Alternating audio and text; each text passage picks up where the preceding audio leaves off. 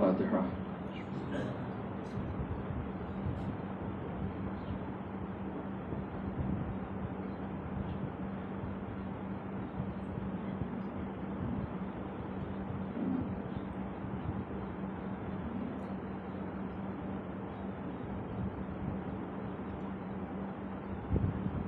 ماشاء اللہ، ولا حول ولا قوة إلا بالله العلي العظيم، حسبنا الله ونعم الوكيل، نعم المولى ونعم النصير.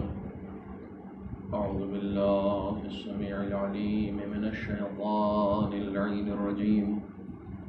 بسم الله الرحمن الرحيم.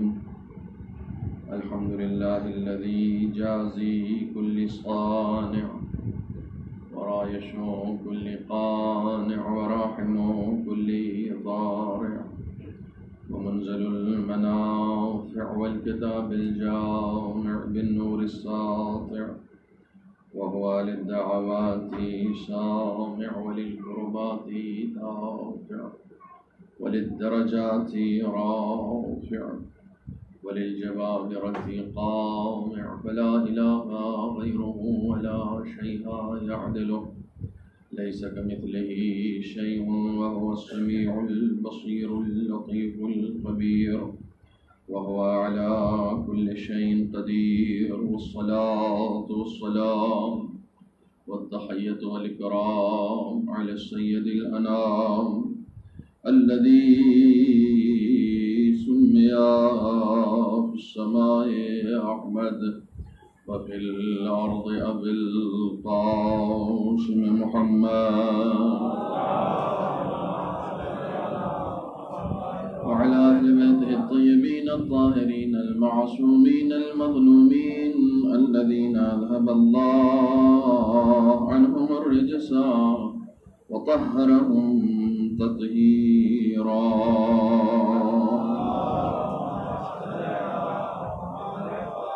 ولعنة الدائمة الباقية على أعدائهم وغاصب حقوقهم ومنكري فضائلهم أجمعين.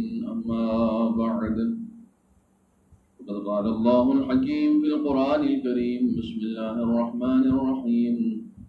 يا أيها الذين آمنوا ادخلوا في السلم كافة ولا تتبعوا خطوات الشيطان إنه لكم عدو مبين. صدق الله العلي العظيم. صلى الله عليه وسلم.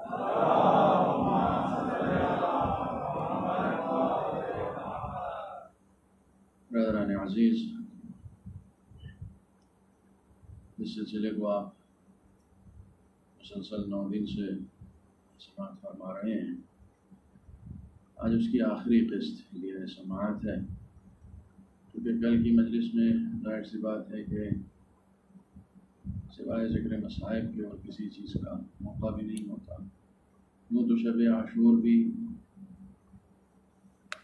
اسی طریقے سے قیامت کی رات ہے جیسے شام غریبہ، کیونکہ شام غریبہ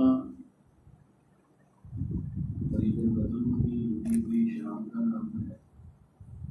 شب عاشور وہ رات ہے جو رات اس ٹوٹے ہوئے خاکوں کی قافلے کی آخری ہے. بہت زیادہ مجالس سکون نہیں ہے، لیکن چونکہ اس سلسلے کو شروع کیا ہے صفائے دل تک پہنچانا ہے، جہاں پر ابھی ہمارے محترم زیدی صاحب نے گفتگو کو ختم کیا، مجھے زیر ممبر بیٹھے بیٹھے حدیث یاد آ گئی. میں حدیث سے اپنی بات شروع کرتا ہوں کہ بعض نصیحت کے دریا بھی اگر بہا دیے جائیں تو جب تک انسان خود کو تبدیل نہ کرنا چاہے اس کے اندر کسی طرح کی تبدیلی نہیں ہوتی ہے. خود کو امام حسین نے بہت زیادہ نصیحتیں نہیں کی تھی، خود کو امام حسین نے بھی بہت زیادہ واعظ نہیں فرمایا تھا، خود کے ساتھ امام حسین نے بیٹھ کے کوئی نشست نہیں کی تھی کہ ہاں خود کو سمجھائیں، اس سے بات کریں.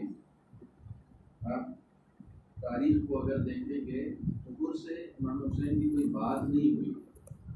سوائے یہ کہ میں نے ایک جملہ کہا کہ تیری ماں تیرے عزا میں بیٹھے، بس اتنا سا جملہ ملتا ہے، اور امام حسین اس جملے کا عکس العمل جانتے تھے کہ عکس العمل کیا ہوگا، ری ایکشن کیا ہوگا۔ میں اس کی ماں کو کہوں گا تو اسے میری ماں یاد آئیں گی، جب میری ماں یاد آئیں گی تو وہ میری ماں کی عظمت سے واقف ہے۔ جب وہ معرفت کا سمندر اس کے اندر اچھال مارے گا، جب وہ معرفت کا سمندر اس کے اندر موجزن ہوگا، تو اسے یاد آئے گا کہ میں فاطمہ کا فرزند ہوں، اور یہی معرفت اس کے توبہ کے لیے کافی ہے۔ تو توبہ کے لیے بہت زیادہ واعظ و نصیحت کی ضرورت نہیں ہوتی ہے۔ تاریخ کربلا میں ملتا ہے جتنی واعظ و نصیحت امام حسین نے پسر سعد کو کی ہے کسی کو نہیں کی ہے۔ پسر سعد کے ساتھ بیٹھ کر آخر تک امام حسین بات کرتے رہے، آخر تک شب عاشور، روز عاشور تک میں ملتا ہے کہ امام حسین نے پسر سعد سے بات کی۔ پسر سعد نے یہاں تک کہا کہ میں جانتا ہوں کہ آپ جوانان جنت کے سردار ہیں، یہاں تک کہا۔ پسر سعد نے یہاں تک کہا کہ میں جانتا ہوں کہ آپ فرزند ہیں، میں جانتا ہوں کہ کوئی آپ کے ہم پلہ نہیں ہو سکتا فضیلت میں، مجھے معلوم ہے کہ میں آپ کے مقابلے میں صرف جہنم خرید رہا ہوں، لیکن میں کیا کروں، میرے اندر دنیا کی طمع ہے، میں ملک رائے نہیں چھوڑ سکتا۔ امام حسین نے یہاں تک کہہ دیا کہ تجھے رائے کا ایک دانہ بھی نہیں ملے گا، یہاں تک کہہ دیا، اس کو خبر دے دی، لیکن پھر بھی وہ نہیں مانا۔ تو کئی مرتبہ انسان بار بار، یعنی اب دیکھیے یہ جملہ یہاں پر آ رہا ہے کہ اگر واعظ حسین جیسا بھی ہو، امام حسین سے بڑا کوئی واعظ ہو سکتا ہے، حسین جیسا بھی اگر کوئی واعظ ہو اور انسان اثر نہ لینا چاہے تو پھر اس واعظ و نصیحت کا اثر نہیں ہوتا ہے، واعظ و نصیحت کا اثر نہیں ہوتا۔ لہٰذا حدیث موجود ہے معصوم کی کہ انسان کو جو ہے، بلکہ مومن کی لفظ ہے یہاں پر، المؤمن یحتاج الی ثلاث، مومن تین چیزوں کا محتاج ہوتا ہے۔ دیکھیے مومن کے سلسلے سے بہت ساری حدیثیں آپ کو مل جائیں گی احادیث میں، مومن کے لیے مناسب ہے، مومن کے لیے ضروری ہے، مومن کے لیے سزاوار ہے، اس طرح کے الفاظ ہیں، لیکن یہ حدیث بڑے عجیب و غریب الفاظ کے ساتھ اپنی بات کہہ رہی ہے۔ المؤمن یحتاج الی ثلاث، وہی بات جو ابھی ہمارے محترم نے کہی، مومن تین چیزوں کا محتاج ہوتا ہے۔ انسان محتاج کس چیز کا ہوتا ہے؟ جس کے بغیر اس کا کام ہی نہ چلے، محتاج ہے۔ مثلا میں سانس لینے کا محتاج ہوں، میں سانس نہیں لوں گا تو زندگی نہیں چلے گی، محتاج ہوں میں ہوا کا محتاج ہوں، ہوا میں آکسیجن کا محتاج ہوں، اگر ہوا میں آکسیجن نہیں ہوگا تو میری زندگی نہیں چل سکتی ہے، میں محتاج ہوں اس کا۔ میں غذا کا محتاج ہوں، میں پانی کا محتاج ہوں۔ امام فرماتے ہیں المؤمن یحتاج الی ثلاث، یہ ساری دنیا کی احتیاجات ایک طرف، مومن تین چیزوں کا محتاج ہوتا ہے۔ سب سے پہلی چیز جس کا مومن محتاج ہوتا ہے التوفیق من اللہ، خدا کی جانب سے توفیق کا مومن محتاج ہوتا ہے۔ اگر خدا کسی کو توفیق نہ دے تو وہ شب عاشور بھی مجلس میں نہیں آتا ہے۔ یہ توفیق کی بات ہے، یہ توفیق کی بات ہے۔ میں ہمیشہ کہتا ہوں کہ اگر آپ مجلس میں آئے، آپ نے شرکت کی، امام حسین کی محبت دل میں محسوس کی، ذاکر نے مصیبت پڑی تو آنکھ سے آنسو نکل گئے، خدا کا شکر ادا کیجئے، معبود تو اگر توفیق نہ دیتا تو میں یہاں تک نہیں پہنچتا، یہاں تک تیری توفیق سے پہنچا ہوں۔ یہ میرا کمال نہیں ہے کہ میں مجلس میں آیا ہوں، یہ میرا کمال نہیں ہے کہ میں مجلس پڑھ رہا ہوں، یہ میرا کمال نہیں ہے کہ میں شاعری کر رہا ہوں، یہ میرا کمال نہیں ہے کہ میں پارٹیسپیٹ کر رہا ہوں امام حسین کی عزاداری میں، یہ خدا کی توفیق ہے۔ بہرحال تیرا شکر ہے، تو نے توفیق دی، اگر تو توفیق نہ دیتا تو میرے بس کی بات نہیں تھی۔ بہت مشہور مصرع ہے، اللہ اگر توفیق نہ دے انسان کے بس کی بات نہیں، انسان کے بس کا ہی نہیں ہے، انسان کے بس کا نہیں ہے۔ جب تک وہ اپنے آپ کو مصیبتوں میں گھرا ہوا نہیں دیکھتا ہے توبہ نہیں کرتا ہے۔ پوری زندگی جناب موسیٰ فرعون کو سمجھاتے رہے، نہیں سمجھ میں آیا، جب ڈوبنے لگا تو کہتا موسیٰ بچا لو، جب غرق ہونے لگا تو کہتا موسیٰ بچا لو۔ موسیٰ نے کہا اب ٹائم ختم ہو گیا، تو نے موت کو دیکھ لیا ہے، موت کو دیکھنے کے بعد وقت ختم ہو جاتا ہے، میں پہلے عرض کر چکا ہوں، جب تک موت کو نہیں دیکھا ہے وقت ہے، ٹائم ہے، پلٹ کر آؤ، خدا سے بات کرو۔ خدا کیا چاہتا ہے؟ توبہ کہتے ہیں کسے؟ توبہ کہتے ہیں بازگشت کو، توبہ کہتے ہیں پلٹنے کو۔ خداوند، میں نے عرض کیا کہ کربلائی معاشرہ وہ معاشرہ ہے جن سے خدا محبت کرتا ہے، جن سے خدا محبت کرتا ہے، اور اسی زمرے میں نے آیت بھی پیش کی، ان اللہ یحب التوابین، اللہ توبہ کرنے والوں سے محبت کرتا ہے۔ پلٹ کر آؤ خدا کے پاس۔ خداوند عالم سب سے زیادہ محبت ان لوگوں سے کرتا ہے جو پلٹ کے آتے ہیں، پلٹ کر آتے ہیں، خدا کے پاس آتے ہیں۔ حضور شاہ میں آیا تھا پھر کدھر سے ہو، میر انیس کا شعر ہے، اور میر انیس کا وہ مشہور سلام ہے جس کو آپ ہمیشہ پڑھتے ہیں، گزر گئے تھے کئی دن کہ گھر میں آب نہ تھا مگر حسین سے صابر کو اضطراب نہ تھا۔ یہ وہ مشہور سلام ہے میر انیس کا، اور اسی سلام کا یہ شعر ہے کہ جس میں میر انیس کہتے ہیں حضور شاہ میں آیا تھا پھر کدھر سے، اور کہاں سے آیا؟ رہے خطا میں اگر جادہ ثواب نہ تھا، خطا کی راہ میں ہی ثواب کا جادہ کھلا ہوا۔ یہ ثواب سواد سے ہے، سے نہیں ہے۔ ثواب کا مطلب یہاں پر صحیح ہے، غلط راستے میں بھی ایک صحیح راستے کی پگڈنڈی نکلتی ہے، وہاں سے نکل کے آ جاؤ، بھاگ جاؤ، بھاگ جاؤ اس غلط راستے کو چھوڑ کر۔ رہے خطا میں اگر جادہ ثواب نہ تھا۔ امام حسین کے پاس وہی پلٹ کر آتے ہیں جنہیں وہ جادہ ثواب نظر آتا ہے۔ لیکن سب سے پہلی چیز ضروری ہے خدا سے توفیق۔ ہم لوگ خدا سے ہر چیز مانگتے ہیں۔ دیکھیے رزق کیا ہوتا ہے؟ رزق وہ ہے جس کی ذمہ داری خدا نے لی ہے۔ علماء کہتے ہیں رزق وہی نہیں ہے جو تمہارے پیٹ میں جا رہا ہے یا تمہارے پرس میں ہے، رزق صرف وہی نہیں ہے۔ آپ دعا پڑھتے ہیں نا، اللہم ارزقنا شفاعت الحسین، اللہم ارزقنا، دیکھیے روٹ ورڈ وہی ہے، رزق، اللہم ارزقنا، اللہم ارزقنا زیارت الحسین، امام حسین کی زیارت کرنا بھی رزق ہے، امام حسین کی شفاعت کا نصیب ہو جانا بھی رزق ہے۔ اللہم ارزقنا توفیق الطاعہ، پالنے والے نیک توفیق میرا رزق فرما۔ رزق صرف مال و دولت نہیں ہے، کسی کو نیک توفیق مل گئی تو یہ بھی رزق ہے، یہ بھی رزق ہے۔ اگر خدا نہیں دے تو آپ کے بس کا نہیں ہے کہ آپ یہ توفیق کما لے جائیں۔ توفیق کمانا اتنا آسان نہیں ہے، خدا بندے عالم توفیق دیتا ہے۔ امام کی لفظ مومن محتاج ہوتا ہے توفیق کا، التوفیق من اللہ۔ لہذا آج سے اپنی ایک دعا بڑھا لیں، پالنے والے خیر کی توفیق عطا فرما۔ تو اگر توفیق نہیں دے گا تو ہمارے بس کا نہیں ہے، تو توفیق دے دے۔ میں نے آپ کو بظاہر دوسری محرم کو واقعہ سنایا تھا اس شراب خور انسان کا، اس انسان کا جو گناہوں میں ملوث تھا، لیکن چونکہ امام حسین سے محبت کرتا تھا، اس محبت کے طفیل میں خدا نے توبہ کی توفیق دی۔ اور جب کوئی توبہ کے دروازے سے آتا ہے تو پھر اس کو گناہ خداوند عالم نہیں دکھاتا کہ یہ دیکھ تیرا گناہ، نہیں تو واپس آ گیا نا۔ گناہ خداوند عالم اس کو دکھائے گا میدان محشر میں جس نے یہاں توبہ نہ کی ہو، اسے دکھائے گا۔ ایک دعا ہے مفاتیح الجنان میں، ہر نماز کے بعد پڑھنے کی دعا ہے۔ دیکھیں یہ باتیں میں سوچ کے نہیں آیا تھا، یہ باتیں عام طور سے جب ممبر پہ بیٹھتا ہوں تو ساری چیزیں ذہن میں ہوتی ہیں کہ مجھے پڑھنا کیا ہے، لیکن ایک بات سے پھر گفتگو آگے بڑھتی رہتی ہے۔ مفاتیح الجنان میں تعقیبات مشترکہ میں لکھی ہوئی ہے، اللہم انا مغفرتک ارجا من عملی وان رحمتک اوسع من ذنبی، اللہم ان کان ذنبی عندک عظیما فعفوک اعظم من ذنبی۔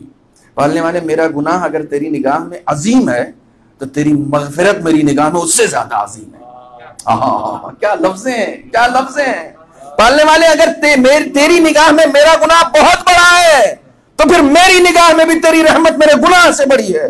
فعفوک اعظم من ذنبی، اللہم ان لم اکن اہلا، اللہ اکبر، قربان جاؤں ان لفظوں پر، اللہم ان لم اکن اہلا ان ابلغ رحمتک فرحمتک اہل ان تبلغنی وتسعنی لانہا وسعت کل شیء۔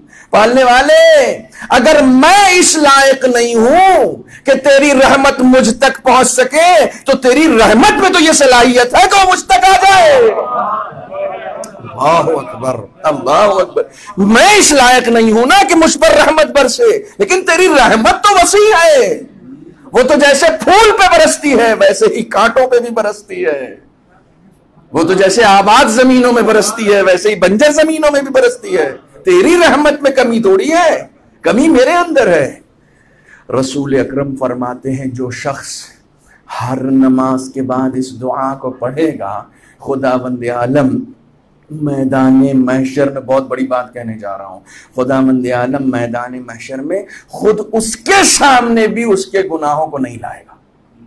خود اس کے سامنے بھی اس کے گناہ چھپا دے گا خدا, اس دنیا میں بھی چھپائے گا اور آخرت میں بھی چھپائے گا. شرط صرف توبہ ہے, اور توبہ صرف ان کو نصیب ہوتی ہے جن کو توفیق مل جائے. پہلی چیز توفیق من اللہ, دوسری چیز وواعظ من نفسہ. اللہ اکبر, اللہ اکبر. بڑی اچھی چیز انہوں نے کہہ دی, وہ حدیث پوری مجھے ذہن میں آ گئی. کئی مرتبہ ایسا ہوتا ہے کلام سے کلام جو ہے اس کا راستہ کھلتا ہے. المؤمن یحتاج الی ثلاث. پہلی چیز خداوند عالم کی جانب سے توفیق. دوسری چیز وواعظ من نفسہ. آپ واعظ کی بات کر رہے تھے. مومن محتاج ہوتا ہے ایک واعظ کا. کون سے واعظ کا؟ باہر کے نہیں, اپنے نفس کے واعظ کا. دوسروں کی واعظ و نصیحت اتنی اثر نہیں کرتی جتنی انسان کو خود اس کی واعظ و نصیحت اثر کرتی ہے. میں آپ سے ایک بات بولوں گا, شاید آپ کو بہت زیادہ پسند نہیں آئے, مولانا اتنی زیادہ واعظ و نصیحت نہ کیا کریں, لیکن ایک بات خود آپ اپنے آپ سے کہیں گے تو اس کا اثر ہوتا ہے. اچھا میں ایک مثال دے رہا ہوں. میری حیثیت معاشرے میں کیا ہے, میں اگر یہ دیکھوں گا تو میں آگے نہیں بڑھ سکتا ہوں. میری حیثیت میری نگاہ میں کیا ہے. خدا کا شکر ہے آپ تک بات پہنچ. میری حیثیت میری نگاہ میں کیا ہے, یہ دیکھنا مجھے آگے بڑھنے سے کوئی نہیں روک سکتا, کیونکہ میں اپنے اچھا میں مثال دے رہا ہوں. میرے پاس 2 کلو سونا ہے, میرے پاس 2 کلو سونا ہے, میں لے کے جا رہا ہوں. سارے لوگ جن جن کی نظر پڑ رہی کہہ رہے ہیں پیتل ہے, پیتل ہے, سونا تھوڑی ہے, پیتل ہے. ان کے پیتل کہنے سے میں مایوس ہو جاؤں گا, کیونکہ میں نے جانچ کروا لیا یہ اصلی سونا ہے. معاشرے میں میری کیا حیثیت ہے اس سے کوئی فرق نہیں پڑتا. میری نگاہ میں میری کیا حیثیت ہے اس سے فرق پڑتا ہے. مجھے معلوم ہے یہ سونا ہے, تم پیتل کہتے ہو. معاشرے کی لفظوں کا میرے اوپر اثر کیوں ہوگا, کیونکہ میں اپنے آپ کو پہچانتا ہوں. اچھا وہ لوگ خوش فہمی میں مبتلا ہیں جن کے پاس 2 کلو پیتل ہے, اور سارا سماج کہہ رہا سونا ہے, سونا, یہ خوش ہے سونا ہے, جبکہ یہ جانتے ہیں کہ پیتل ہے. توجہ فرما رہے ہیں, یہ جانتے ہیں کہ یہ پیتل ہے. تو جب انسان خود اپنے آپ کو پہچانتا ہو, جب انسان اپنے آپ کو واعظ و نصیحت کرنا جانتا ہو, جب انسان خود اپنے آپ سے مطمئن ہو, تو چاہے سارا زمانہ اس سے غیر مطمئن ہو جائے, اس کی صحت پہ کوئی اثر نہیں پڑتا. آیت اللہ بہشتی آئے امام خمینی کے پاس, کہنے لگا میں استعفیٰ دے رہا ہوں اپنی پوسٹ سے. شہید بہشتی, بڑا رتبہ ہے ایران میں, بڑا رتبہ ہے امام خمینی کی نگاہ میں. کہنے لگا میں استعفیٰ دے رہا ہوں. کہا کیوں؟ کہا لوگ کہہ رہے ہیں مولویوں نے یہ سارا انقلاب کا ڈھونگ اس لیے رچا تھا تاکہ انقلاب لا کے اپنے گھر کو بھر سکیں. میں دین کی خدمت کر رہا ہوں, لوگ مجھے سمجھ رہے ہیں کہ میں گھر کو بھر رہا ہوں, مجھے نہیں چاہیے یہ پوسٹ. امام خمینی نے کہا اچھا رکھ دو, میں بعد میں اس استعفے پر سگنیچر کر دوں گا, رکھ دو ابھی. لیکن میرے بارے میں لوگ کیا کہتے ہیں؟ امام خمینی نے کہا میرے بارے, ارے آپ کے بارے میں کیا, آپ کے بارے میں تو نعرے لگتے ہیں, روح منی خمینی, خمینی میری روح ہے, خمینی میری جان ہے.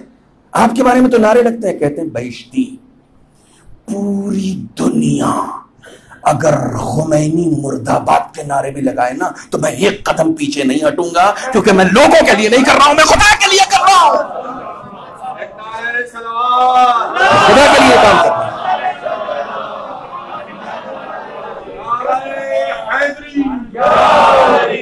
مزید نعرہ صلوات.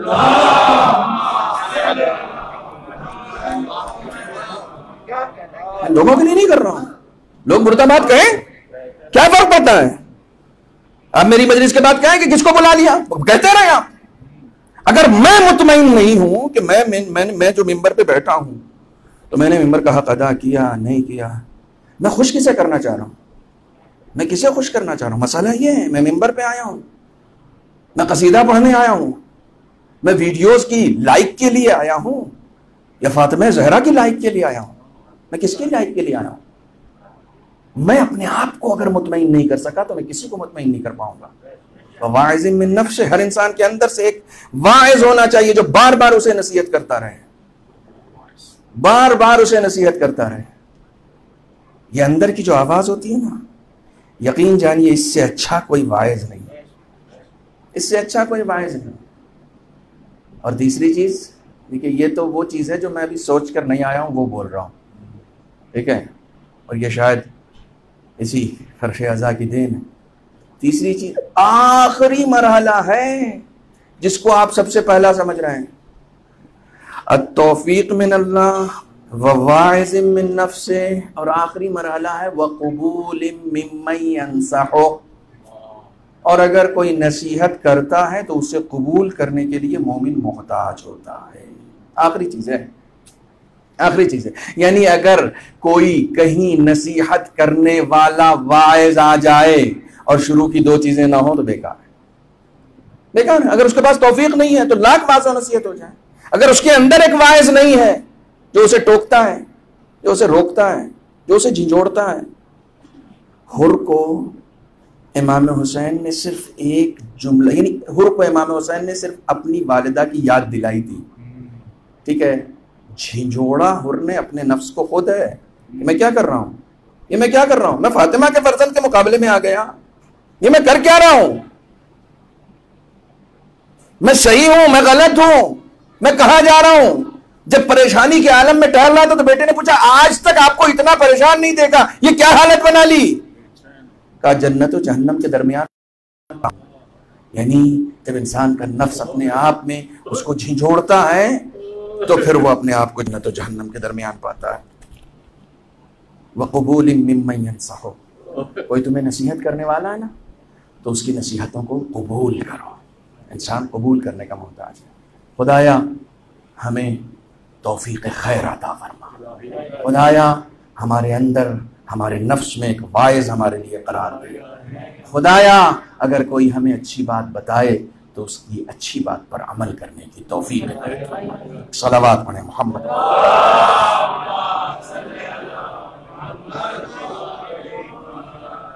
ایک اس سے بہتر صلوات پڑھیں محمد۔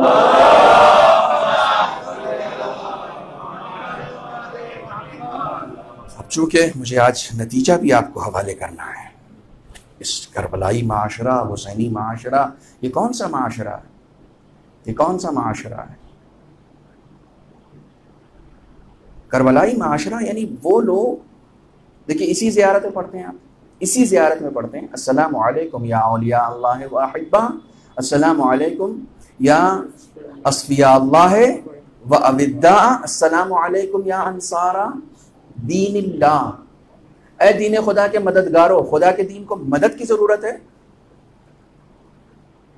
السلام علیکم یا انصار رسول اللہ، اے رسول کے مددگاروں تم پر ہمارا سلام۔ السلام علیکم یا انصار امیر المومنین، میرے جملے پر غور کرنا، میں زیارت پڑھ رہا ہوں اور خدا کی قسم یہ نقطہ بھی ابھی آیا ہے میرے ذہن میں۔ السلام علیکم یا انصار امیر المومنین، اے امیر المومنین کے مددگاروں تم پر ہمارا سلام ہے۔ مجھے ٹھوکر لگتی ہے تو میں علی کو بلاتا ہوں، میں علی کا مددگار ہوں گا، لیکن زیارت میں امام نے کربلا والوں کے لیے امام نے یہ لفظیں رکھی ہیں کہ تم نے علی کی مدد کی ہے۔ اللہ اکبر، جو پوری زندگی علی سے مدد مانگتا ہے جب حسین کے قدموں میں اپنی جان کا نذرانہ قربان کر دیتا ہے تو خود امام کہتا ہے کہ تم نے علی کی مدد کی ہے، خود امام کہتا ہے کہ تم نے علی کی مدد کی ہے۔ پوری زندگی علی سے مدد مانگنے والا علی کا مددگار ہو جاتا ہے، پوری زندگی فاطمہ زہرا سے مدد طلب کرنے والا فاطمہ زہرا کا مددگار ہو جاتا ہے۔ انصار کہا گیا ہے، عظمت دیکھیں کربلائی معاشرے کے افراد کی، بلندی دیکھیں، یہ کون سے لوگ ہیں؟ تو میں تو نہیں تھا اس زمانے میں کیا کروں؟ نتیجہ میں کیا کروں؟ میں کیسے مدد کروں؟ دیکھیے، جس وقت جناب ابراہیم نے خانہ کعبہ بنایا نا، تو اس وقت خدا بند عالم نے کہا کہ فَأَذِّن فِي النَّاسِ بالحج، لوگوں کو حج کے لیے بلاؤ، پکارو، دعوت دو، اذان دو۔ جناب ابراہیم نے کہا خدایا میں کہاں اور میری یہ نحیف آواز کہاں، میری آواز کہاں تک پہنچے گی؟ کتنے شاید جو لوگ میرے بہت قریب ہوں ان تک میری آواز پہنچ جائے کہ میں لوگوں کو حج کے لیے بلا رہا ہوں۔ روایت کے جملے، اللہ اکبر اللہ اکبر، توکل پڑھ چکے ہو، خدا پر یقین پڑھ چکے ہو، خدا سے رابطہ سن چکے ہو، سب سن چکے ہو نا، تو سنو، خدا نے جناب ابراہیم سے کہا علیک الاذان وعلی البلاغ، اذان دینا تمہارا کام ہے، آواز کو پہنچانا میرا کام ہے۔ تم اذان دو نا، میں نے تم سے کہا لوگوں کو بلاؤ حج کے لیے، تم اپنا کام کرو۔ مسئلہ سب سے بڑا یہ کہ ہم لوگ سوچتے ہیں اس سے کیا ہوگا۔ کوئی انسان دین کی مدد نہیں کر سکتا ہے، کون کرے گا؟ جو مجبور محض ہو، جو محتاج محض ہو، وہ کس کی مدد کرے گا؟ یہاں یہ تمغہ رسول کیوں دے رہے ہیں، یہ تمغہ ائمہ کیوں دے رہے ہیں کہ تم دین کے مددگار ہو؟ کیونکہ تم نے اپنا فرض ادا کیا ہے، خدا کو کچھ فیض نہیں پہنچایا ہے معاذ اللہ، تم نے اپنا فرض ادا کیا ہے۔ خدا بند عالم تم سے وظیفہ طلب کرتا ہے، نتیجہ نہیں، نتیجہ نہیں۔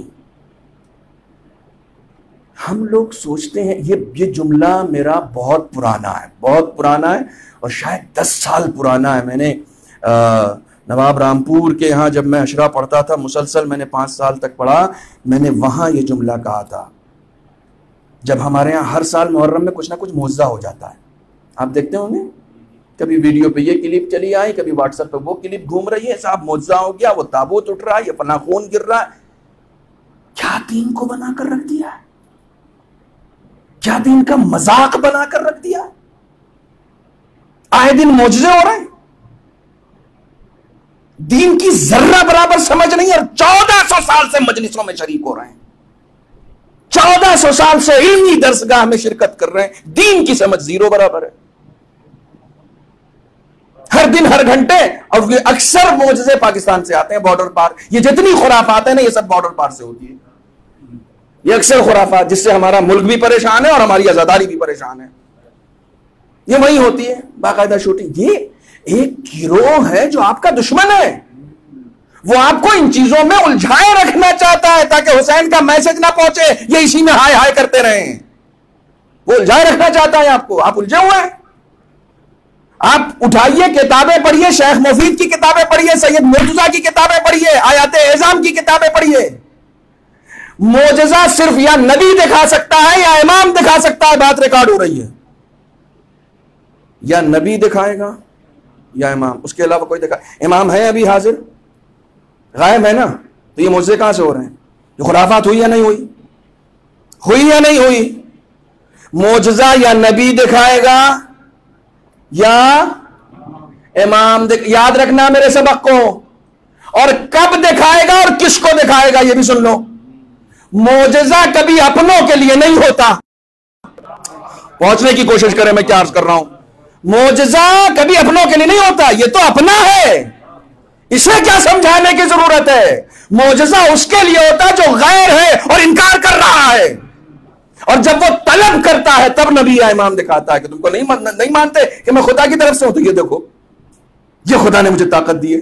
ایک گروہ پہنچا رسول اسلام کے پاس، ہم نہیں مانتے آپ کو، کہنے کہ نہیں مانتے تو میں کیا کروں؟ کہ نہیں، ہم نے اپنی کتابوں میں پڑھا ہے جو نبی یا امام ہوتا ہے اس کے پاس معجزہ ہوتا ہے، آپ دکھائیے۔ کہنے کہ آؤ میں تم کو عقلی دلیلیں دے کر سمجھاتا ہوں کہ میں نبی ہوں، عقل سے سمجھاتا ہوں نا، بات کرتے ہیں نا، میں تمہیں سمجھا دوں گا کہ میں نبی ہوں۔ کہا نہیں وہ بات مجھے سمجھ میں نہیں آئے گی، عقلی کچھ نہیں، آپ ہمیں معجزہ دکھائیے۔ کہنے کیا دیکھنا ہے؟ کہا اس پیڑ سے یہ جو پیڑ جو سامنے لگا ہوا ہے نا، مثلا مثال کے طور پر آم کا زمانہ تو چلا گیا نا، چلیے ابھی تو آپ کو آم مارکیٹ میں مل رہا ہے، لیچی مل رہی ہے؟ مل رہی ہے؟ نہیں مل رہی ہے، لیچی ختم ہو گئی. مثلا مثال کے طور پر وہ لیچی کا پیڑ تھا جس کا زمانہ ختم ہو گیا. رسول سے کہا اس میں لیچی پھلا کے دکھائیے. اگر آپ نبی ہیں آپ یہ معجزہ کیجئے، اس پھل کا زمانہ چلا گیا ہے، اب آپ اس پیڑ سے کہیے کہ اس میں پھل آ جائیں. رسول نے اشارہ کیا، پھل آ گئے. معجزہ ہو گیا نا. کس کو دکھایا؟ معجزہ اپنوں کے لیے نہیں ہوتا، غیروں کے لیے ہوتا. کہا نہیں یہ ابھی نہیں ہوا، پیڑ سے کہیے یہاں آئے. رسول نے کہا ٹھیک ہے، اشارہ کیا، پیڑ آ گیا. کہا کہ اچھا پیڑ سے کہیے وہاں چلا جائے واپس. رسول نے پھر اشارہ کیا، پھر چلا گیا پیڑ واپس. کہا نہیں ہوا، اس پیڑ سے کہیے سوکھ جائے. رسول نے اشارہ کیا، سوکھ گیا. کہا اچھا آپ اشارہ کیجئے اپنی پہلی حالت پہ پلٹ آئیں. کتنے معجزے ہو گئے ایک ہی شفٹ میں؟ 6-7 ہو گئے نا. رسول نے پھر اشارہ کیا، کہا میں خدا کی طرف سے ہوں، مان جاؤ. تو جب آخری معجزہ رسول نے دکھایا نا تو یہ کہہ کے اٹھ گیا کہ تم سے بڑا جادوگر نہیں دیکھا. معجزہ کس کے لیے ہوتا ہے؟ غیروں کے لیے، جو ہٹ دھڑمی کرتے ہیں، جو نہیں مانتے. میرے دوستو، یہ جو معجزے ہمارے یہاں آئے دن ہوتے رہتے ہیں نا، ان سے خدا کے لیے بچو، خدا کے لیے بچو. ایسی کوئی ویڈیوز آئے ڈیلیٹ کر دو، ڈیلیٹ کر دو، کوئی ضرورت نہیں ہے، کوئی ضرورت نہیں. ایک زمانے میں شور ہوا تھا کہ چاند پہ امام حسین لکھا ہے. ہم ہندوستان میں رہتے ہیں. میں اسی زمانے کچھ اپنے ہندو دوستوں کے گروپس چیک کر رہا تھا، وہ شری کرشن دیکھ رہے تھے اسی چاند میں. آپ کو امام حسین نظر آ رہا تھا. آپ کو اس بات کی ضرورت ہے کہ امام حسین کا نام چاند پہ دکھے؟ میں منبر پر آ کر یہ بتاتا ہوں حسین کی غلامی کوئی کر لے گا نا تو چاند اس کے اختیار میں آ جائے گا. یہ حسین نے بتایا ہے. تم کو اگر غلامی کا ہنر آ جائے گا نا تو چاند تمہارے اختیار میں ہوگا، پھر سورج تمہارے اشارے پہ چلے گا. اگر تم نے غلامی اختیار کر لی تو، کیونکہ یہ سب تمہارے لیے خلق ہے. سخر لکم ما فی السماوات والارض وما فی الارض، جو کچھ زمین و آسمان میں ہے سب کچھ ہم نے تمہارے لیے مسخر کیا، سب کچھ ہم نے تمہارے لیے تمہارے اختیار میں دے دیا ہے. تو کس کے اختیار میں دیا ہے؟ اسی کے اختیار میں دیا ہے جس نے اپنے آپ کو میرے اختیار میں دے دیا ہے، جس نے اپنے وجود کو میرے اختیار میں دے دیا. کربلا میں امام حسین کے ساتھیوں نے اپنے پورے وجود کو امام حسین کے حوالے کر دیا. آپ کے اختیار میں. میرا کوئی اختیار نہیں ہے میرے وجود پر، میرا کوئی اختیار نہیں ہے میرے نفس پر، میرا کوئی اختیار نہیں ہے، آپ کے اختیار. ہم نے اس طریقے سے امام حسین کے حوالے کیا اپنے آپ کو؟ نہیں کیا. بات کہاں سے کہاں پہنچ گئی. اے ابراہیم تم اذان دو، علیک الاذان وعلی البلاغ. تمہارا کام اذان دینا ہے، پہنچانا ہمارا کام ہے. روایتیں کہتی ہیں کہ جب جناب ابراہیم نے اس وقت اذان دی تھی، دیکھو کربلائی معاشرے کو میں کہاں پر لے کر آنے کی کوشش کر رہا ہوں، کہاں سے سمجھانے کی کوشش کر رہا ہوں. جس وقت اذان دی تھی تو خدا نے اس وقت یہ آواز تمام بنی نوع بشر تک، حتیٰ جو لوگ صلب پدر میں تھے، حتیٰ جو لوگ رحم مادر میں تھے، وہاں ہر ایک تک جناب ابراہیم کی یہ اذان کی آواز پہنچا دی تھی جب انہوں نے حج کے لیے بلایا تھا. روایتیں کہتی ہیں جس نے اس آواز پہ لبیک کہا تھا اس کو خدا نے حج نصیب کیا ہے. خدا مند نے اس کو حج نصیب کیا ہے. حج کا معاملہ اس کے لیے ہے جس نے اس آواز پر لبیک کہا تھا. مطلب یہ ہے کہ ابراہیم کی آواز پر لبیک کہنا اس زمانے تک محدود نہیں ہے.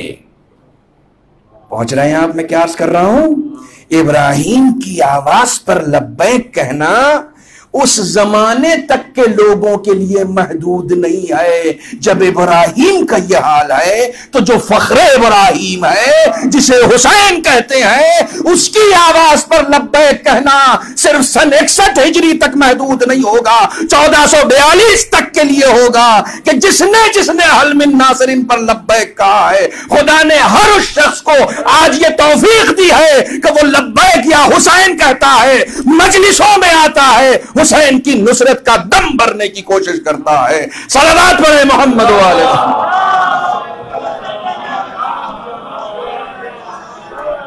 لبیک یا حسین, لبیک یا حسین, لبیک یا حسین, لبیک یا حسین. نعرہ حیدری یا علی, نعرہ صلوات.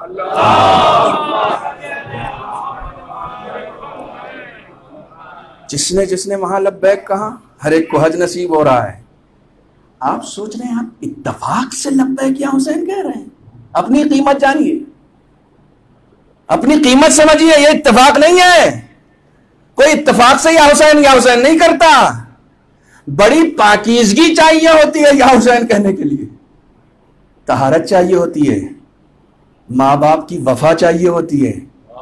کیا جملہ ہے, واہ واہ. جب تک ماں باپ کی وفا نہیں ہوگی نا, جب تک خاندانی طہارت, امام باقر علیہ الصلوۃ والسلام کا ارشاد سنیے, کیا تسلسل ہے گفتگو کا, اور کیسی کیسی آج مجھے حدیثیں یاد آ رہی ہیں, سنتے جائیے. 5ویں امام فرماتے ہیں لا یحبنا عبد ولا یتولانا حتی یطہر اللہ قلبہ. کوئی انسان ہماری محبت اور ولایت کو قبول نہیں کر سکتا جب تک خدا اس کے قلب کو پاکیزہ نہیں بنائے گا. یہ خدا ہے جس نے آپ کا قلب پاکیزہ بنایا ہے کہ آپ لبیک یا حسین کہہ رہے ہیں. سب کے بس کی بات نہیں ہے, سب کے. اتنی بڑی دنیا, حسین کا غم اتنا عالمگیر, کربلا مشہور ترین واقعہ, اس کے بعد بھی لبیک یا حسین کہنے کی توفیق یہ چھوٹے سے مجمع کو کیوں ملی؟ طہارت چاہیے ہوتی ہے, طہارت. خداوند عالم بغیر طہارت کے نہیں قبول کرتا. اس پاکیزگی کی قدر کیجئے, اس پاکیزگی کو بچا کے رکھیے. میں نے عرض کیا تھا خدا نے پاکیزہ بھیجا ہے, کچھ ایکسٹرا ایڈ نہیں کرنا ہے, کچھ ایکسٹرا ایڈ ہونے سے بچانا ہے. اسی کو تو تقویٰ کہتے ہیں. کچھ کوئی چیز لگ نہ جائے آپ کے دامن میں, جسے ہم داغ یا دھبا کہتے ہیں. کوئی داغ یا دھبا نہ لگ جائے, بس بچا کے رکھو. اسی کو تو تقویٰ کہتے ہیں. جیسا اس نے بھیجا ہے ویسے ہی واپس آ جاؤ. اس نے معصوم بنا کر بھیجا ہے تو معصوم چلے جاؤ.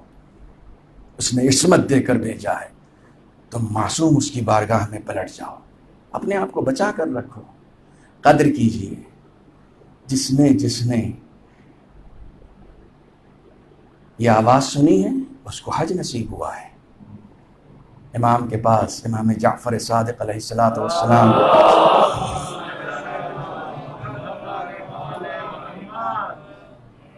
چاہنے والا جاتا ہے اور جا کر کہتا ہے آقا میں کیسے نصرت کروں؟ کتنا زمانہ گزر گیا, 4تھے امام, 5ویں امام, 6ٹھے امام, 3 نسلیں گزر گئیں. کربلا کے واقعے کو 3 نسل گزر گئی. امام کے پاس جاتا ہے, کیا قسمت پائی ہے؟ سنیے, قسمت آپ نے بھی پائی ہے. آپ اپنے آپ کو قسمت کا دھنی ہی سمجھیے گا, بدقسمت نہیں سمجھیے گا. 5ویں امام, 4تھے امام آپ کی تعریف کر کے گئے ہیں, آپ کی تعریف پہلے سے کر کے گئے ہیں. 4تھے امام فرما گئے ہیں کہ آخری زمانے کے میرے شیعہ سب سے اچھے ہیں. کسی نے پوچھا مولا کیسے؟ کہا تم لوگوں نے ہمیں دیکھ کر ہم پر ایمان لائے ہو, وہ بنا دیکھے ہم پر ایمان رکھتے ہیں. انہوں نے ہمیں دیکھا نہیں ہے, وہ ہمیں قریب سے نہیں دیکھے ہوئے, انہوں نے نہ ہمارا کوئی عمل دیکھا ہے, صرف کتابوں میں پڑھا ہے, کتابوں میں پڑھ کر ہم پر ایمان رکھتے ہیں. خدا آپ کے قلوب کو منور کرے, خدا آپ کے قلوب کو پاکیزہ رکھے. آپ کی ان عبادتوں کو، ان ریاضتوں کو، ان کاوشوں کو قبول فرمائے. آپ کو سند دے گئے ہیں، آپ اپنی قدر کیجئے. اس کے پاس امام تھے، وہ چلا گیا اپنے امام سے پوچھنے. ہاں ہم ایک لحاظ سے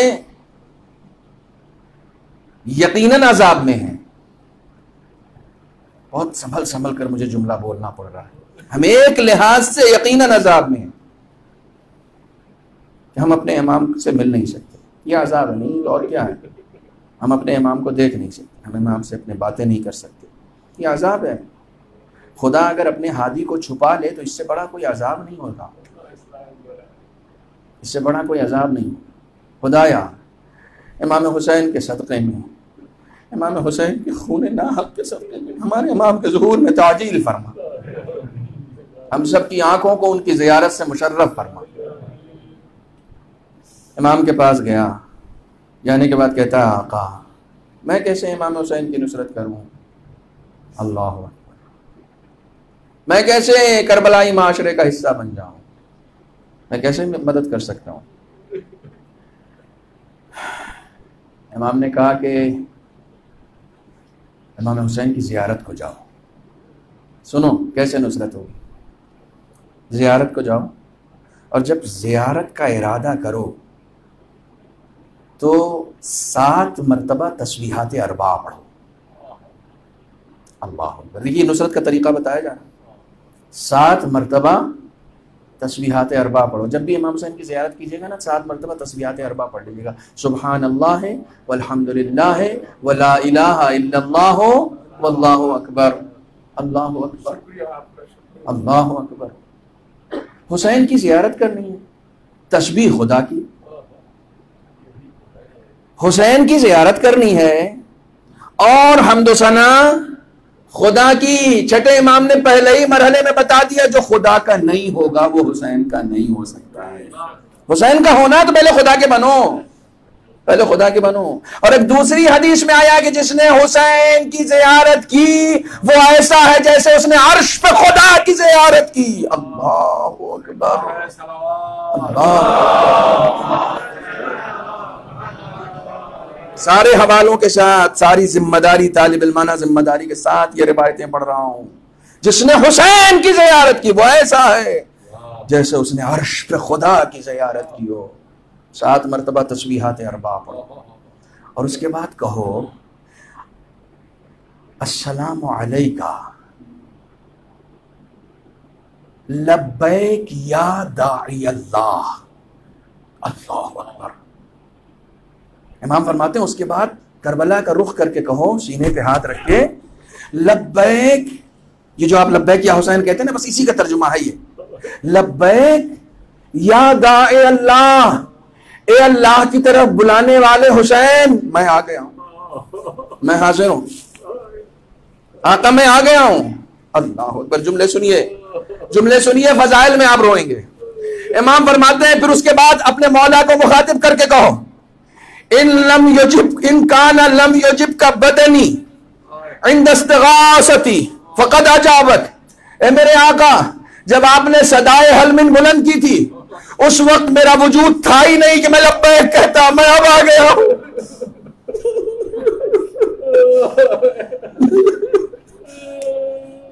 اے میرے آقا میں اس وقت نہیں تھا، میں اب آ گیا ہوں.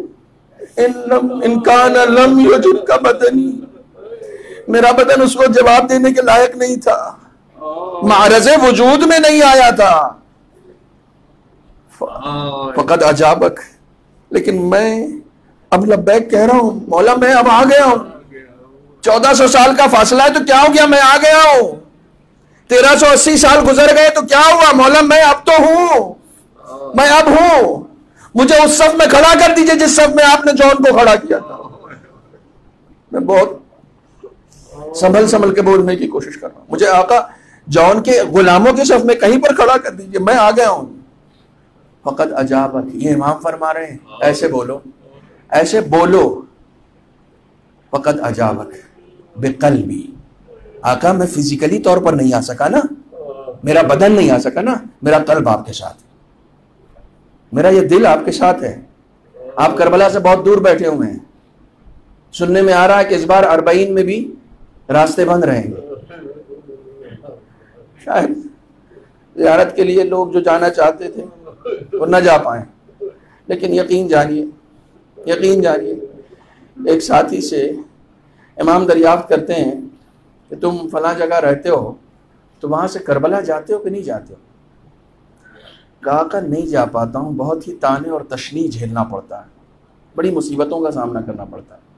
تو امام نے کہا دل بے چین ہوتا ہے جانے کے لیے یا نہیں ہوتا ہے؟ کہا کہ دل بہت بے چین ہوتا ہے.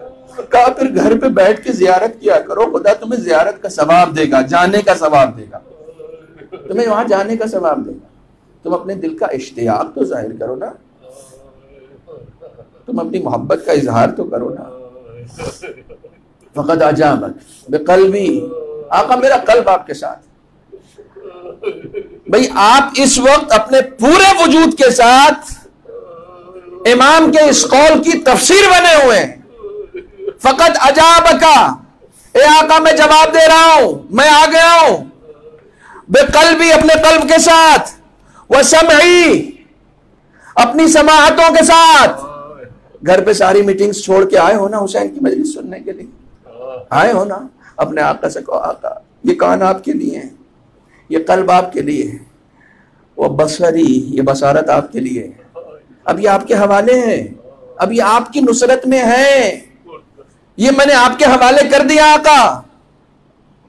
وَحَوَايَا، اللہ اکبر، قربان جاؤں امام نے جملہ دے دیا. وَحَوَايَا، آقا یہ دل، پورا دل، یہ پورا دل آپ کے حوالے ہے. اب کوئی خواہش نہیں ہوگی سوائے یا حسین کے، سوائے حسین کے کوئی تمنا نہیں ہوگی.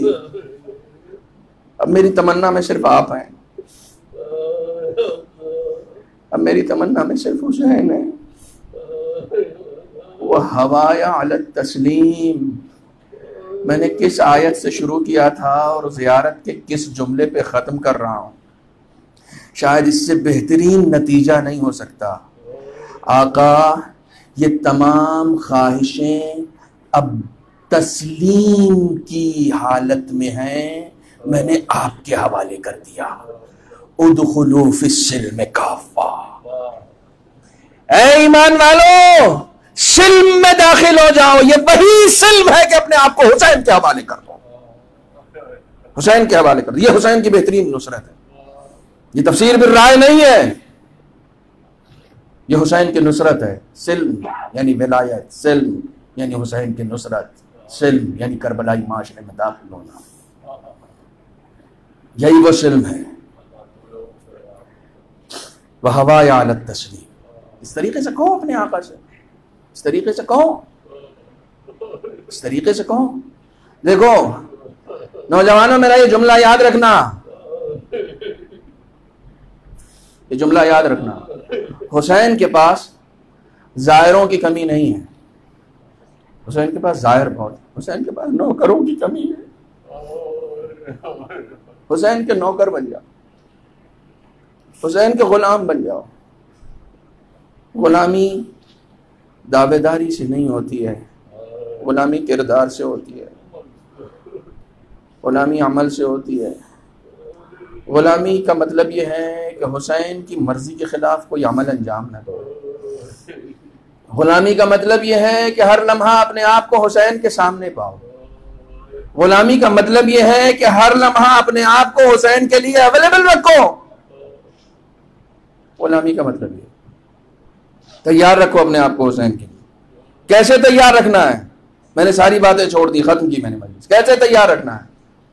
جیسے حبیب اپنے آپ کو حسین کے لیے تیار کیے ہوئے تھے، جیسے مسلم ابن اوسجہ اویلیبل تھے امام حسین کے لیے، جیسے عابس ابن شبیب شاکری تھے، جیسے امام کے دوسرے چاہنے والے زہیر قین، وہب قلبی، یہ سارے ساتھی، یہ سب حسین کے لیے قربان ہو گئے تھے، اپنے آپ کو امام حسین کے سپرد کر دیا تھا. اور شب عاشور سب بیٹھ کر آج کی رات سارے اصحاب گروہ میں بیٹھے ہوئے تھے.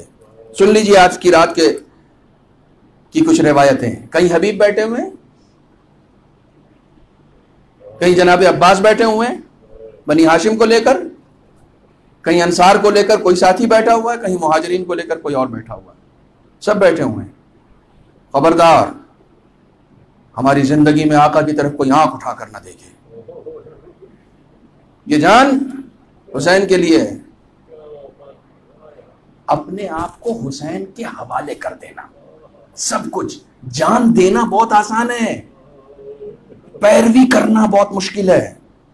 جان وہی دے سکتا ہے جو پیروی کرنا جانتا ہو، جان وہی دے سکتا ہے۔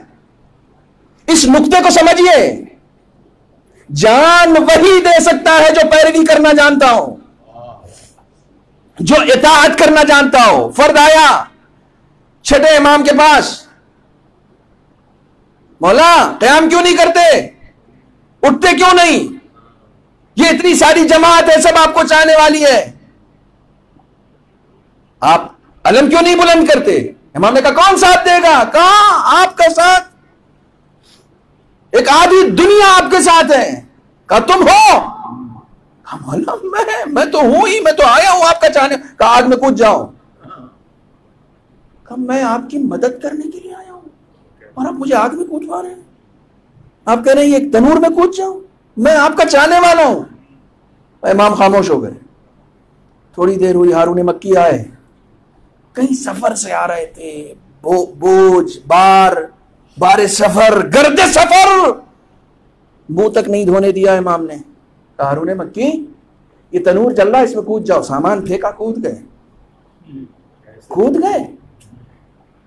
کہا مولا یہ کیا کیا، یہ تو آپ کا بہت خاص ہے، یہ تو آپ کا بہت چاہنے والا ہے، اس کو آپ نے۔ کہا جاؤ تو دیکھو تو۔ گیا، دیکھا قرآن کی تلاوت ہو رہی ہے۔ ہارون مکی کیوں نہیں پوچھا؟ کہا جب امام کہہ دیا تو کیوں نہیں پوچھا جاتا، جب امام مان لیا تو کیوں نہیں پوچھا جاتا۔ پھر پیروی ہوتی ہے، پھر اطاعت ہوتی ہے، پھر سر تسلیم خم ہوتا ہے، پھر اپنے وجود کو امام کے حوالے کر دینا ہوتا ہے۔ پھر مشورہ نہیں ہوتا کہ خیمے کیوں ہٹا لیے، خیمے نہیں ہٹانے چاہیے۔ امام کو مشورہ دے رہے ہو، امام مانا ہے، پیروی اطاعت محض۔ ہارون مکی کیوں نہیں پوچھتے؟ جب ایک صحابی کا یہ عالم ہے تو عباس کی اطاعت کا کیا عالم ہوگا، کیا عالم ہوگا عباس کی اطاعت کا۔ تسلیم محض، اپنے آپ کو حوالے کر دینا۔ دیر نہ ہو، کہیں عباس سمجھا رہے ہیں، کہیں حبیب سمجھا رہے ہیں۔ امام نے سوچا کہ ذرا خواتین کے حجرے کا بھی معائنہ کر لیا جائے کہ خواتین کیا کر رہی ہیں۔ دیکھیے یہ بڑی قیامت کی شب ہے، بڑی قیامت کی شب ہے۔ میں اکثر یہ عرض کرتا ہوں، یہ حسین کی آخری رات ہے، یہ علی اکبر کی آخری رات ہے، یہ عباس و محمد و قاسم کی آخری رات ہے۔ اب آپ سوچیں کہ مخدرات عصمت و طہارت کو معلوم ہے کہ میرے سارے ماجائے کی آخری رات ہے، سب کو معلوم ہے، سب کو معلوم ہے۔ میں فروا جانتی ہے کہ یہ قاسم کی آخری رات ہے، رباب جانتی ہے کہ یہ اصغر کی آخری رات ہے، زینب جانتی ہے کہ یہ حسین کی آخری رات ہے، سب کو معلوم ہے۔ آپ کا دل 1380 سال کے بعد اتنا تڑپ رہا ہے، آپ ذرا تصور کریں آج کی رات زینب کا دل کتنا تڑپ رہا ہے۔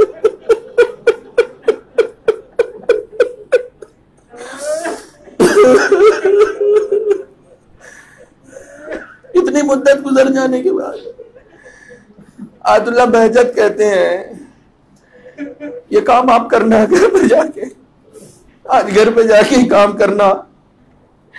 آیت اللہ بہجت کہتے ہیں شب عاشور اپنے امام وقت کے لیے صدقہ دیا کرو۔ آپ کا دل اتنا بے چین ہوتا ہے، آپ صرف سنتے ہیں نا، آپ نے صرف سنا ہے نا کہ خیمے جلائے گئے، آپ نے صرف سنا ہے نا کہ علی اصغر کو تیرے سے شوبہ لگایا گیا۔ جو چیزیں آپ کی سماعت تک ہے وہ امام کی سماعت تک نہیں، امام کی نگاہوں کے سامنے ہوتا ہے۔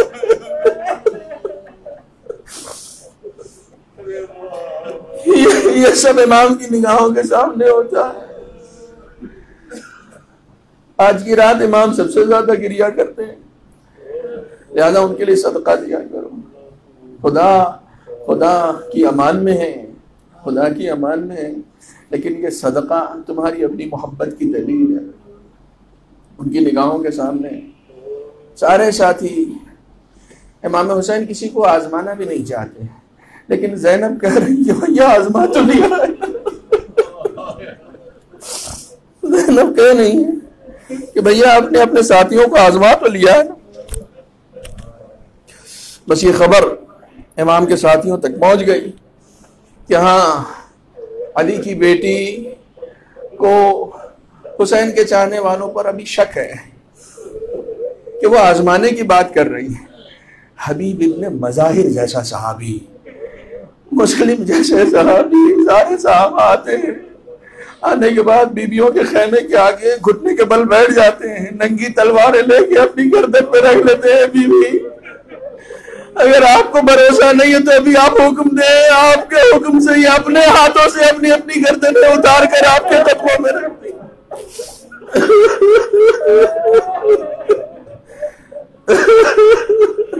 نہیں شب عاشور ہے آج، ایسے نہ روئیے، شب عاشور پہ کھل کے روئیے، کھل کے روئیے، کسی طرح کا نفاق نہ ہو رونے میں.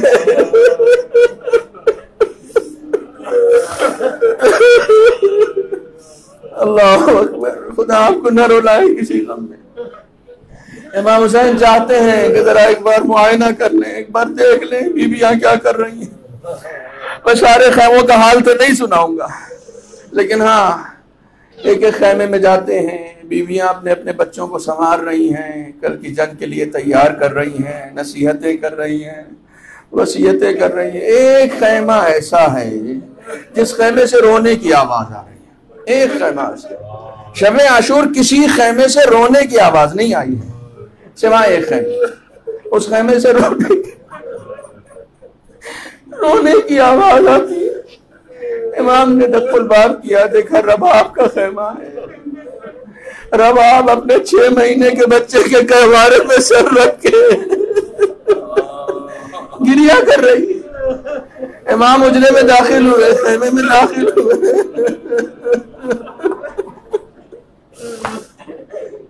امام خیمے میں داخل ہوئے، داخل ہونے کے بعد رباب سے کہا کہ رباب آج ساری عورتیں اپنے بچوں کو تیار کر رہی ہیں کل کے لیے، تم گریہ کیوں کر رہی ہو؟ کہا آقا گریہ ہی تو اس لیے کر رہی ہوں، ساری عورتیں اپنے اپنے بچوں کو لباس جنگ پہنا رہی ہیں، میرا بچہ اتنا چھوٹا ہے کہ یہ چل بھی نہیں سکتا. اے آقا ساری بیویاں اس لیے خوش ہیں کہ ان کے پاس قربانی دینے کے لیے بچے ہیں، میرا بچہ ابھی چلنے کے قابل بھی نہیں. میرے پاس ایک بچی ہے، وہ 4 سال کی ہے اور وہ جنگ نہیں کر سکتی. ایک بچہ ہے، وہ 6 مہینے کا ہے اور وہ چل نہیں سکتا. آقا مجھے ڈر یہ ہے کہ کل جب سب قربانیاں پیش کر رہے ہوں گے تو میں آپ کی خدمت میں کیا پیش کروں. تو رباب سے امام حسین کہتے ہیں کہ رباب گھبراؤ نہیں، تمہارا بچہ ایسی قربانی پیش کرے گا کہ قیامت تک اس کی قربانی کو یاد رکھا جائے. اللہ امام حسین کی حقانیت کی ایک سب سے بڑی دلیل بن کر آیا ہے علی اصغر، ایک سب سے بڑی دلیل بن کر آیا ہے.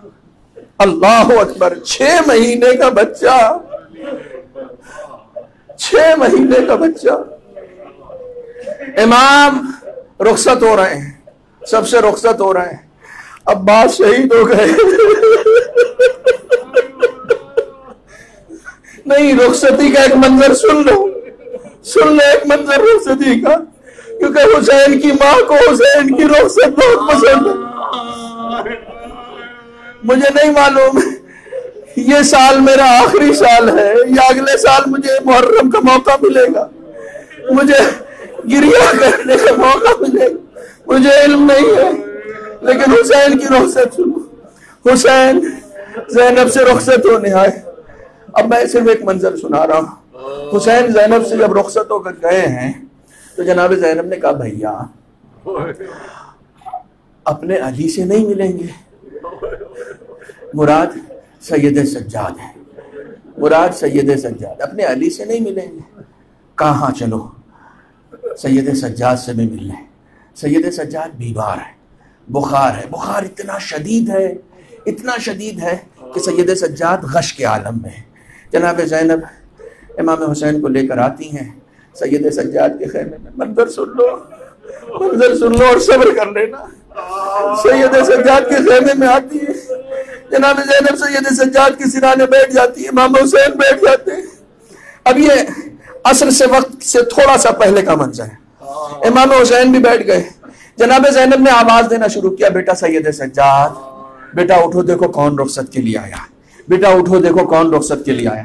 اب چونکہ بار بار جناب زینب بول رہی ہیں تو سید سجاد سن تو رہے ہیں، بولنے کی وجہ سے پہچان، آنکھوں میں ایسا اندھیرا چھایا ہے کہ پہلو میں کون بیٹھا ہے یہ پتہ نہیں چل رہا، چونکہ پھوپھی کی آواز کانوں میں آ رہی تھی تو آواز سے پہچان لیا کہ پھوپھی ہے، تو پھوپھی سے پوچھتے ہیں پھوپھی اماں یہ پہلو میں کون بیٹھا جناب زینب سینا پیٹتی ہے، کہتی بیٹا اتنا غریب ہو گیا اپنے بابا کو نہیں پہچانتا،